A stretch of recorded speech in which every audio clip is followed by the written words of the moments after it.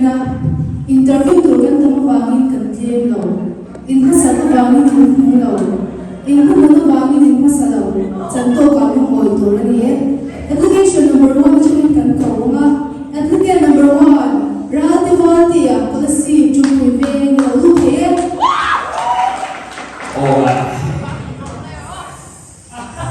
mình lên rồi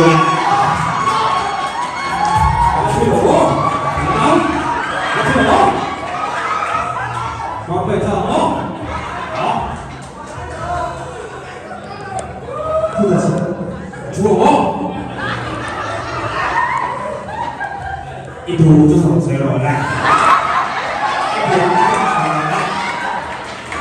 Mình lên long lầu mình. Mình lên long lầu mình.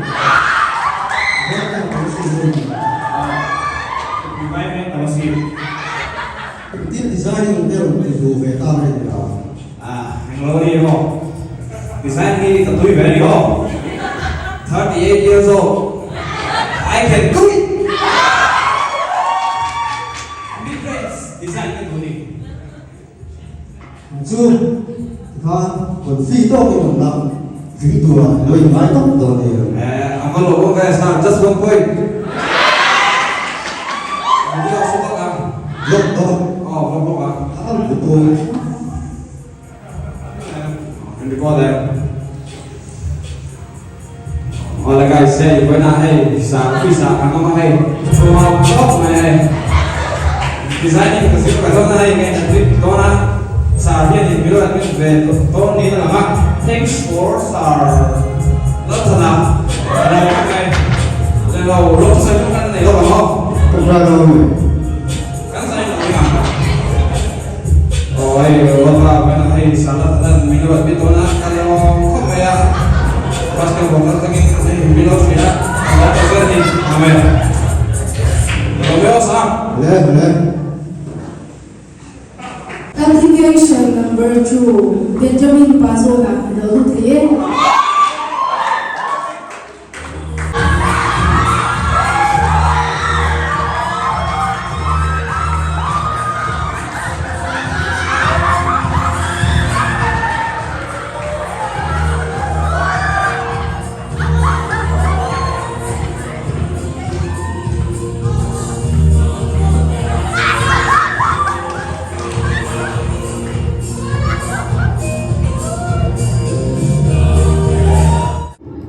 Thì mà vẫn chuyển tâm tư thì biết đây cái chuồn cái ế mà QTC mà mua cái ế mà thì anh kia mà anh qua cái ế cái này là thì thế nó lên thuốc tôi có xin bằng Chứ tiếp đủ bản hình thế có chứ có bắt trở về làm chú những người này nó tập lộn.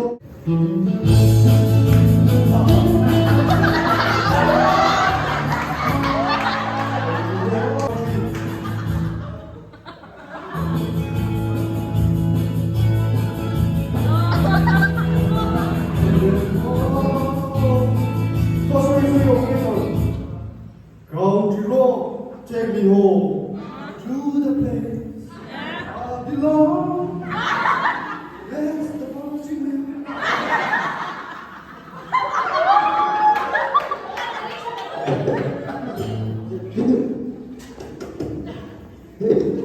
Bây giờ chưa lên chơi kia cái bốc sinh hay chỗ sân tối Cho là viên tất cả cho về thì quy định nó không rất là chỗ sân cái kia rồi thì cả cái chỗ đó là có người ta đã có dồn về đi ô trồn buổi khác tiếng lai đây xin cái đùa các bạn sĩ thì nó có hàng nghìn tổ của ai xem cho đã cả phố step của thì định nó là em nó ồ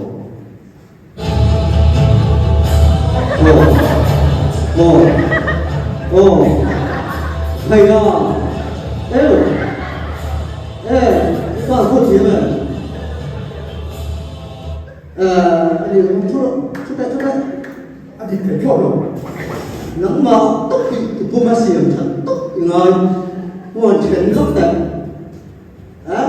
ít đi cầu chuyện chứ đừng nghe không có tiếng quý nghe là phải để làm chung một này cần tôi hít các chuột đi anh mới xem thì chưa còn nuôi thì bây xuống đẹp gì nhá vì đầu to như thế thì ngay thì đi vào lui hắn xuống để các tiền mò đi nóng tiền tiếc cho ai khởi lui ninh rẽ sụp thì quy lại sụp thì chuồn rẽ của cái tiền áp định khắp mình yếu thế nó đủ tốt thì con đuôi lần mấy đó tất thì con chuộc là cái à result như là cái này rồi cái gì ngắm chỗ thì bình thường không đồ này nó cái nó là không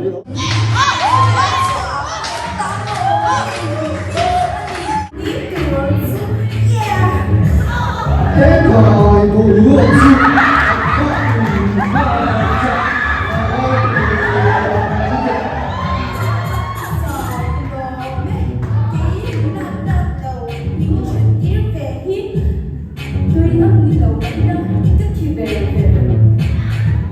nằm chung design nằm cái lối rep là bao nhiêu thì hả Ya sir, kadang tiang tu rep lambang design kalau cover story design. điểm design là gì biết nói Sir, mình hay cái gì tùy nó vào những cái nào cái việc ít tiền thì cái sủa không thể thế.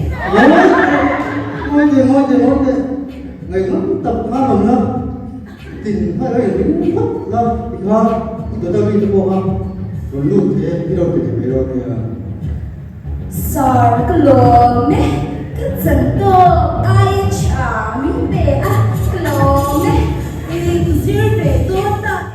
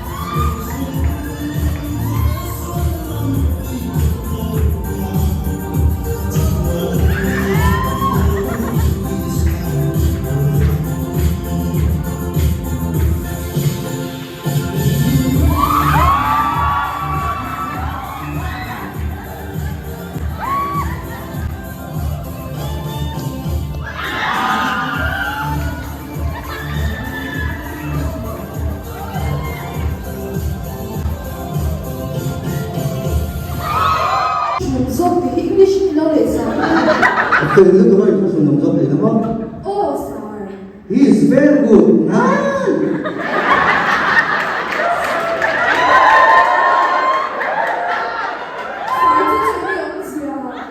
từ lúc đó thì nó very good thì nó thì cái gì nó dùng thì nó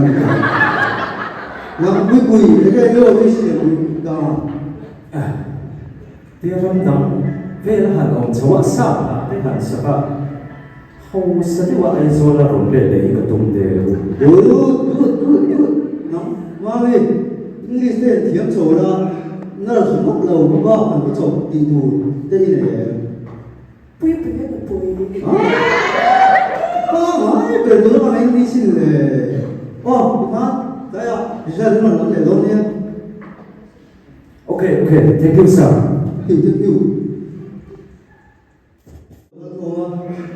Cái institution này cho tủ bộ. Anh tự tính chất của nó thì thành tin đó là tiêu tủ sao sử dụng bạn này rất là cho bộ này khóc này. Mà sẽ cái tính chất của nó thì lấy lý do con vì sẽ lệ trò vì chính là các cái gì đó chứ ở trong như cái là đấu những gì đấy đây mà vâng tu toàn bộ ở trong cái chỗ đấu về thì đấy như là đấu này cái tính rất là Thì em anh tìm biết tôi đi. lâu Lâu em